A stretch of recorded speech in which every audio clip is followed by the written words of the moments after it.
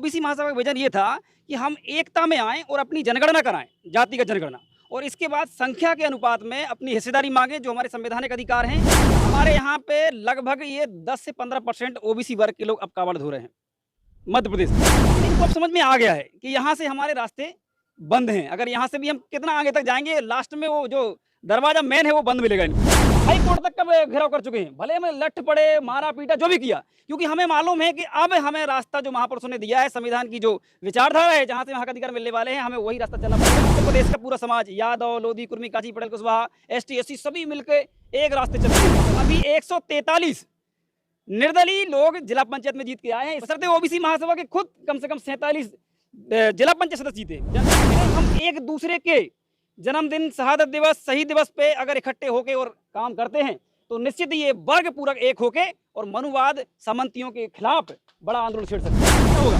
फूलन को वीरांगना मानते हैं? बिल्कुल वीरांगना मानते हैं।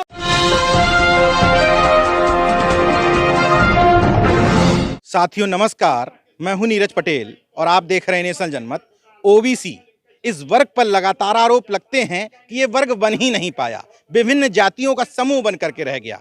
मेरे साथ इस समय ऐसी शख्स हैं जिन्होंने मध्य प्रदेश से बिगुल फूंका और ओबीसी को एक सूत्र में पिरोया और ये ताकत बता दी कि ये भी एक वर्ग बन चुका है। महेंद्र सिंह लोधी, क्या है ओबीसी महासभा का कॉन्सेप्ट और ओबीसी को कितना आप एक वर्ग बना पाए? सर, ओबीसी महासभा का कॉन्सेप्ट है कि जो ओबीसी समाज की 3743 जातियां हैं, पहले उनको एक करना, और हम जो मूल्यवासी समाज हैं पूरा 3743 जातियां ये और 3000 जातियां एसटी एससी की, ये हमारा कॉन्सेप्ट है। लेकिन बात ये थी कि ओबीसी वर्ग जो है एक नहीं हो पा रहा था। लेकिन आप देख रहे होंगे कि आज यहाँ पे जो हमारा कार्यक्रम है, आज वीरांगना फूलन देवी जो है जिनकी शहादत दिवस पे कार्यक्रम है, यहाँ पे कुर्मी, पटेल, लोधी, यादव, बिंद, सैनी, घोसी, मतलब जो हमारी समाज है मध्य प्रदेश है या पूरे उत्तर प्रदेश में, वो आज यहाँ पर आने वाली हैं। इसका मतलब ये है कि हम जो ओबीसी महासभा का विजन ये था कि हम एकता में आएं और अपनी जनगणना कराएं, जातिगत जनगणना, और इसके बाद संख्या के अनुपात में अपनी हिस्सेदारी मांगे, जो हमारे संवैधानिक अधिकार हैं, और हमारे महापुरुषों की जो विचारधारा है और रही है, जो हमारे महापुरुष जिनके हम आज शहादत दिवस मना रहे हैं, उनके जो विचार थे उसको आगे बढ़ाएं, ये ओबीसी महासभा की विचारधारा है जी। आपने कहा कि फूलन देवी का शहादत दिवस मना रहे हैं जी। ऐसे समय में जब ओबीसी और एससी वर्ग कावड़ ढोने में लगा हुआ है, आप अयोध्या में खड़े होकर के कह रहे हैं कि हम फूलन देवी का शहादत दिवस मना रहे हैं। देखिए सर, मैं अगर मध्य प्रदेश की बात करूं आपको, तो मध्य प्रदेश में आप लोग सभी सुन रहे हैं, मैं आप लोग पता कर लेना, हमारे यहाँ पे लगभग ये 10 से 15% ओबीसी वर्ग के लोग अब कावड़ धो रहे हैं मध्य प्रदेश में। कम हुआ। और हाँ, मतलब कम नहीं हुआ है, 10 से 15% ही लोग वहाँ पे धो रहे हैं अब, क्योंकि 3 साल जिस तरीके से काम किया है, कौन ढोता था? लोधी, कुर्मी, कुशवाहा, है ना, और जो बड़ी कास्ट जो ओबीसी में अपने आप को समझती है लीड करने वाली, जैसे कुर्मी, वो भी अपना करते थे, लोधी तो आप जानते ही है ना। लेकिन इनको अब समझ में आ गया है कि यहाँ से हमारे रास्ते बंद हैं। अगर यहाँ से भी हम कितना आगे तक जाएंगे, लास्ट में वो जो दरवाजा मेन है वो बंद मिलेगा इनको। तो अब उन्होंने शिक्षा की ओर और हमारे महापुरुषों के जो विचार थे और उनके जो मिशन थे, उनके लिए लगातार काम करने लगे हैं। आप देख रहे होंगे मध्य प्रदेश में कम से कम हम पूरे 3 साल के अंदर कुछ इतने बड़े आंदोलन कर चुके हैं। आप लोगों ने देखा होगा, शिवराज सिंह चौहान का 2-3 बार घेराव किया गया है, बशर्ते हम सुप्रीम हाई कोर्ट तक का घेराव कर चुके हैं, भले हमें लठ पड़े, मारा पीटा, जो भी किया, क्योंकि हमें मालूम है कि अब हमें रास्ता जो महापुरुषों ने दिया है, संविधान की जो विचारधारा है, जहां से हक अधिकार मिलने वाले हैं, हमें वही रास्ता चलना पड़ेगा। और पूरा हमारा मध्य प्रदेश का पूरा समाज, यादव, लोधी, कुर्मी, काची, पटेल, कुशवाहा, एसटी, एससी सभी मिलकर एक रास्ते चल दिए हैं अब। और आपने ये, अभी हम लोग तो कुछ पार्टी वार्टी नहीं है और ऐसी कोई विचार भी नहीं है, फिर भी क्योंकि हमारे लोगों को अधिकार तो कहीं ना कहीं चाहिए है, नेतृत्व तो करने का मौका, तो अभी 143 निर्दलीय लोग जिला पंचायत में जीत के आए हैं। इसका मतलब है कि ओबीसी महासभा और अन्य सभी संगठनों ने मिलकर बहुत जबरदस्त काम किया है। बशर्ते ओबीसी महासभा के खुद कम से कम 47 जिला पंचायत सदस्य जीते हैं, बिना किसी पार्टी, हाँ, बिना किसी पार्टी के। और वो लोग हैं जो आंदोलनों में लाठी खाए हैं। तो अब हमारा यहाँ से रास्ता क्लियर हो सकता है। तो ये किस कॉन्सेप्ट के तहत जीते? ये तो हमने नोट हमारा, वोट हमारा? नहीं, हमारे पास कुछ नहीं है ये सब चीज़ें। विचारधारा थी, हमने बाबा साहब की विचारधारा, ज्योतिबा फुले की, सावित्री फुले की, महात्मा जो हमारे हैं कबीर पेरियार, सम्राट अशोक से लेके इनकी, हृदय साह लोधी से लेके अवंतीबाई की, जो हमारे महापुरुष है सभी, उनकी विचारधारा को एक जगह पिरोया।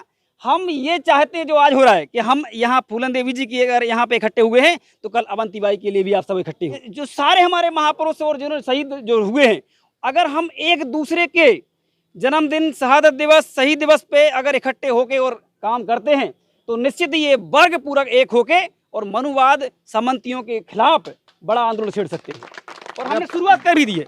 बहुत सारे लोग सवाल उठा देते हैं कि फूलन देवी बीहड़ में कूदी थी, उसके बाद सांसद बनी, तो उनका शहादत दिवस क्यों? देखिए, सबसे बड़ी बात तो ये है, वहाँ याद करना चाहिए कि जो 11 साल की बेटी और उसके साथ जो शोषण अत्याचार हुआ, इसके बाद उनकी 3 गुना उम्र के साथ उनकी शादी हो गई, ये क्या है? ये मनुवाद है। और वहाँ पे कुठाघात किया उन्होंने, उसको सहन नहीं किया। जहाँ जहाँ उनके साथ गलत हुआ उन्होंने सहन नहीं किया, उसका प्रतिकार किया, जिसके कारण अब आप कह रहे हैं कि उनके साथ ये बीहड़ क्यों जाना पड़ा। इतना हमारे समाज भी उतना जागरूक नहीं था, मतलब उनके माता पिता भी इतने डरे हुए थे कि उनके अत्याचार के कारण वो भी कह रहे थे कि इनकी 11 साल में ही शादी कर दूं।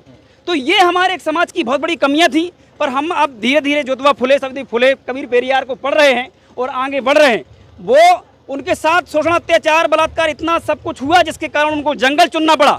और आप बताइए, कोई आज या उस समय कोई कारतूसों की माला पहन के एक बेटी चलने को कैसे तैयार हुई होगी, आप सोच सकते हो क्या किया होगा। कुछ हद तक मैं अपने खुद की समाज को जिम्मेदार मानता हूं कि जंगल जाना पड़ा। अगर हमारे लोगों ने उनको सहायता और सारी चीज़ें करना शुरू कर दी होती तो जंगल नहीं चुनना पड़ता। उनको कारतूसों की माला पहन के, बंदूक लेके 22 जो सामंतवादियों को जो मारना पड़ा, वो किस लिए? क्योंकि उनके साथ जो अत्याचार शोषण हुआ है वो उनको पता है कि हमारे साथ क्या हुआ है, इसलिए आज भी हो रहा है।